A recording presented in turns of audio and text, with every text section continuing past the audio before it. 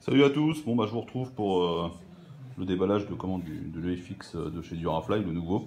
Il est disponible en France, enfin en tout cas en Europe, il est disponible qu'en rouge et en bleu. Le vert il est disponible qu'en Australie pour l'instant, d'ici là peut-être qu'il sera disponible, donc je l'ai pris en bleu. Tout simplement parce que j'avais déjà le modèle rouge et que ça c'est l'ancien. Et donc je me suis dit ça changera un peu. Voilà. Donc il est arrivé en une semaine pour la maudite somme de 158$. Les nouvelles caractéristiques du nouveau modèle, c'est d'abord l'aile.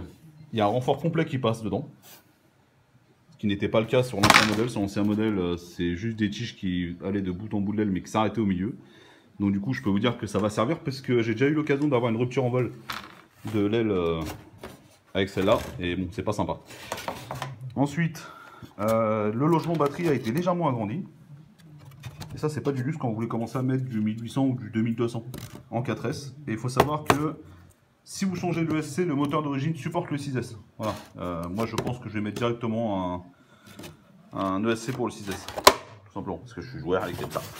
Bon, la profondeur, c'est utile. Hein. Bon. Ça me paraît similaire que. Voilà. La petite nouveauté aussi, c'est que avec le pack, il est fourni, il y a une plaque FPV. Donc en fait, cette plaque, elle vient se mettre par-dessus. Elle vient cloisonner, le pack FPV, caméra et émetteur.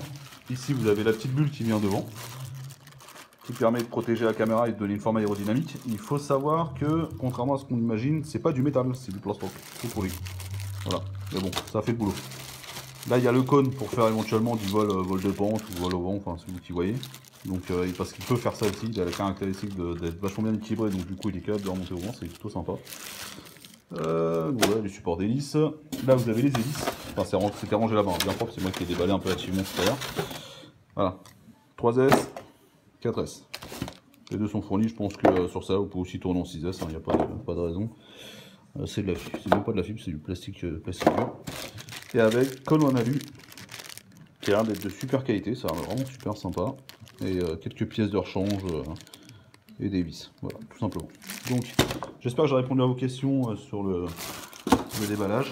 Et je vous retrouve sur le Maiden. Ah ouais, le moteur, c'est un 1700 kV, je crois.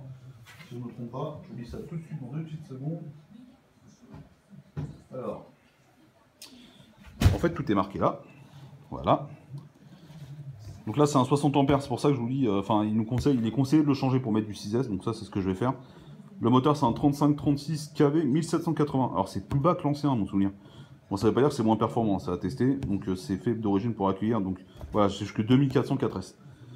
Ce qui fait que ça commence à faire du pavé sérieux, quoi. Et donc voilà. Donc on va aller, on se retrouve pour le test demain, je pense, enfin d'ici peu de temps, quoi. Ciao!